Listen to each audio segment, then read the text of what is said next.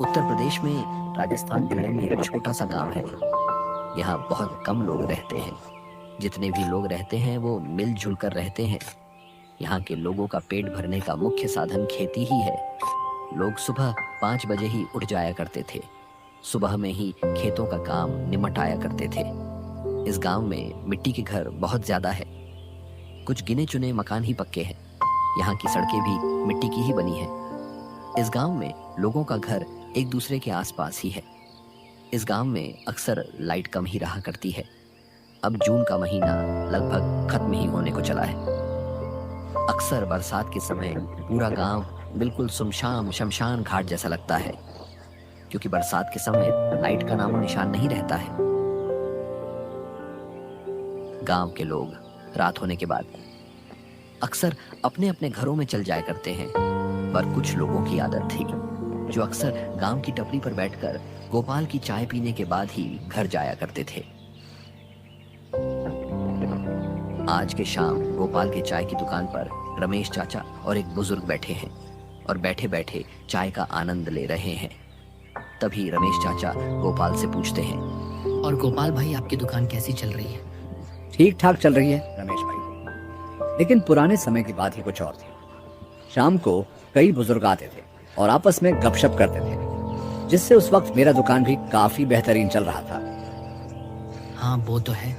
अब वह सब कहीं दूर खो गया है और कोई दुकान में आता भी तो नहीं है कि उसके साथ बैठकर गपशप करी जाए। बरसात अब धीरे धीरे हल्की हो जाती है और दुकान पर चल रहे बातचीत के बीच करण और सिद्धार्थ भी गोपाल भाई की दुकान पर पहुंचते हैं।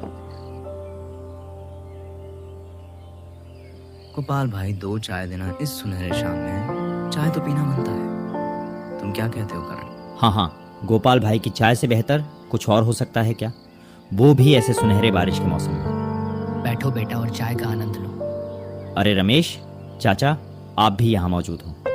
मैं तो आप पर ध्यान ही नहीं दिया। और बताइए रमेश चाचा, आपका काम कैसा चल रहा है? क्या बताएं बेटा, हम तो गरीब आदमी हैं। सब्जी बेचकर अपना गुजारा चलाते हैं। अभी मार्केट थोड़ा खराब चल रहा है। कोई बात नहीं चाचा, कारोबार में उतार चढ़ाव आते रहते हैं। अब हमारे गोपाल भाई को ही देख लीजिए, वर्षों से ये दुकान चला रहे हैं। उनके भी खराब और अच्छे दिन आते जाते रहते होंगे। क्यों गोपाल भाई, सही कहा ना? हाँ रमेश भाई, ज्यादा चिंता मत करो, सब सही हो जाएगा। इन लोगों की बातचीत जारी रहती है और धीरे धीरे रात और भी गहरी होने लगती है। करण बेटा, मैंने सुना है तुम्हारा बेटा पास वाले छोटे शहर में क्रिकेट सीखने जाता है। हाँ रमेश चाचा, लेकिन आपको कैसे पता? अरे बेटा, एक दिन मेरी बात तुम्हारी पत्नी से हो गई थी। उन्होंने ही मुझे बताया था कि हमारा छोटा वाला लड़का पास वाले शहर में क्रिकेट सीखने जाता है।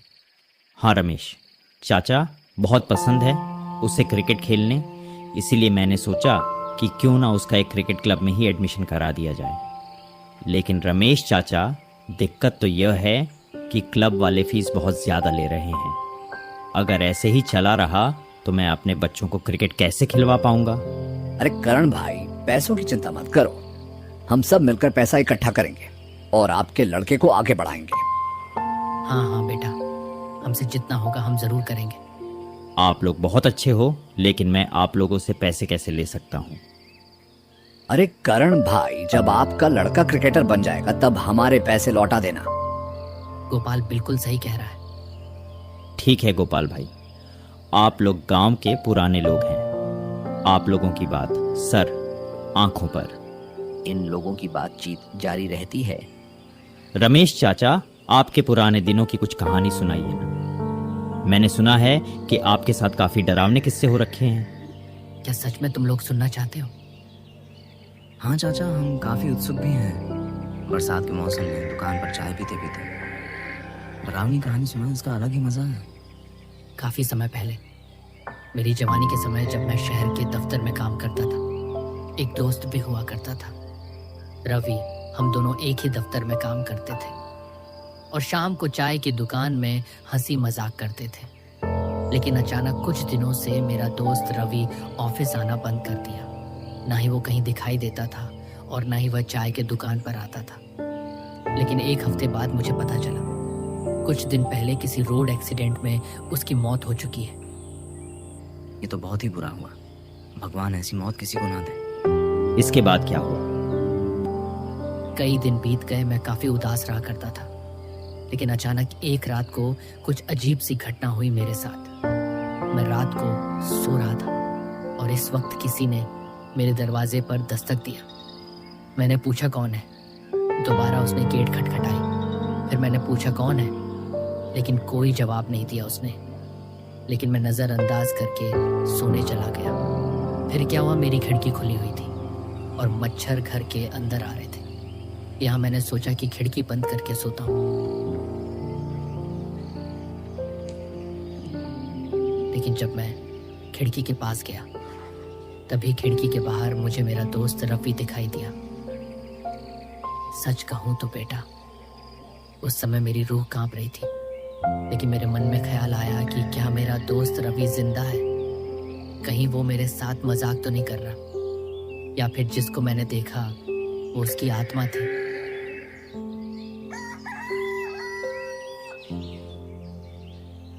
सुबह होते ही रमेश अपने घर के बाहर निकलता है और देखता है घर के बाहर कई लोगों की भीड़ जमा हुई थी। रमेश भीड़ के पास जाता है तो देखता है वहां कोई मरा हुआ था। कितनी बुरी तरीके से मारा है, पूरा सर धड़ से अलग हो चुका है। ऐ भगवान, ये क्या देख लिया मैंने सुबह सुबह। ये तो अब्दुल भाई है, हमारे ही दफ्तर में काम करता है, लेकिन कोई इनको क्यों मारेगा?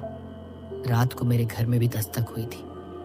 क्या यह उससे जुड़ा हुआ हो सकता है? इसका पता लगाना पड़ेगा।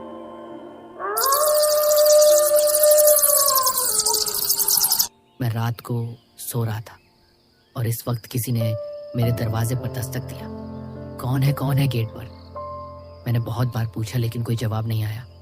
फिर मैंने सोचा दरवाजा खोलकर देखता हूँ। मैंने दरवाजे की तरफ अपना कदम बढ़ाया। चलो चलो भाई लोग, आज की कहानी यहीं खत्म करो, क्योंकि अब दुकान बंद करने का समय हो गया है। क्या गोपाल भाई, इतनी अच्छी कहानी चल रही थी, आपने टोक कर सारा मजा खराब कर दिया। अरे कोई बात नहीं बेटा, आगे की कहानी मैं अगले दिन सुनाऊंगा। चलो अभी घर चलते हैं, बहुत देर हो गई है। घर वाले हमारी राह देख रहे होंगे।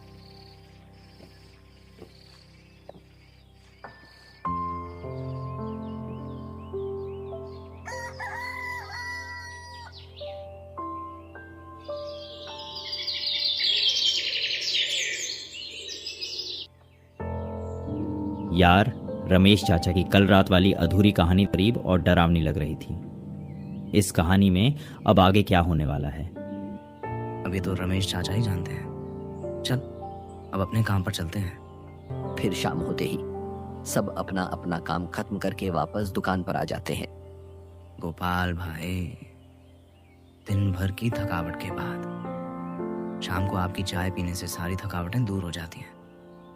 आपकी चाय में अलग ही जादू है। अरे सिद्धार्थ भाई, ऐसा कुछ नहीं है। रमेश चाचा, कल वाली आपकी अधूरी कहानी आज दिन भर मेरे दिमाग में घूमती रही। अब आप आगे की कहानी सुनाइए। ठीक है बेटा। तो उसके बाद मैं दरवाजे की तरफ बढ़ने लगा और दरवाजा खोलकर बाहर देखा तो कोई नहीं था। मैंने सोचा यार, ये रात को कौन आता है और दरवाजे पर दस्तक देकर चला जाता है। तभी मेरे साथ उस वक्त एक बहुत ही अजीब घटना हुई।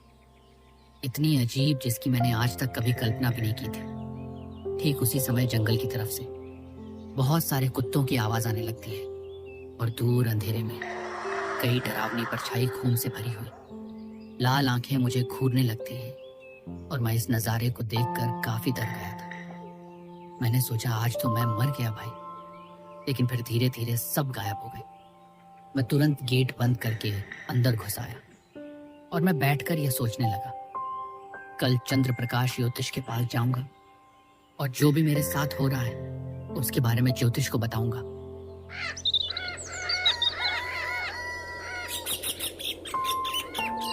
रमेश चाचा ज्योतिष से मिलने के लिए निकल जाता है।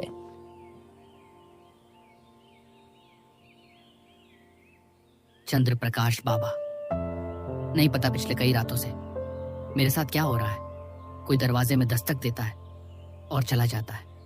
और कल ही रात को जंगल की तरफ से कोई अजीब सी चीज मुझे घूर रही थी, मानो मुझे वह खा जाएगा। और कुछ ही दिनों पहले गांव में एक आदमी की मौत भी हो चुकी है, वो भी बहुत ही बेरहम तरीके से। मैं काफी डरा हुआ हूँ, आप इसका हल मुझे जरूर बताइए। ज्योतिष कुछ देर तक रमेश को घूरता रहा। फिर चंद्रप्रकाश ज्योतिष ने कहा, बेटा, क्या पिछले कुछ दिनों में तुम्हारे किसी करीबी का मृत्यु हुआ है? हाँ, मेरा दोस्त रवि का अचानक कार एक्सीडेंट में मौत हुआ था। तो यही कारण है जो पिछले कुछ दिनों से तुम्हारे साथ हो रहा है। चिंता की बात नहीं है, क्योंकि यह आत्मा पवित्र है, लेकिन कुछ और बुरी आत्मा तुम्हारे पीछे है, किसी पुराने खानदानी दोष के कारण। चंद्रप्रकाश जी, अभी मैं क्या करूं? इससे कैसे निकलूं? ये कलवा ले जाओ और अपने घर के चारों तरफ बांध देना, और अपने दोस्त के अंतिम राख को किसी नदी में बहा देना, जिससे उसकी आत्मा को मुक्ति मिल जाएगी। क्या आपने ज्योतिष की बातों का पालन किया? हाँ, मैंने उनके बताए हुए हर एक चीज का पालन किया। और उसके बाद रात को दरवाजे पर दस्तक धीरे धीरे बंद हो गई और रवि की आत्मा को भी शांति मिल गई। सच में रमेश चाचा, यह कहानी काफ़ी उदास करने वाली और काफ़ी डरावनी थी।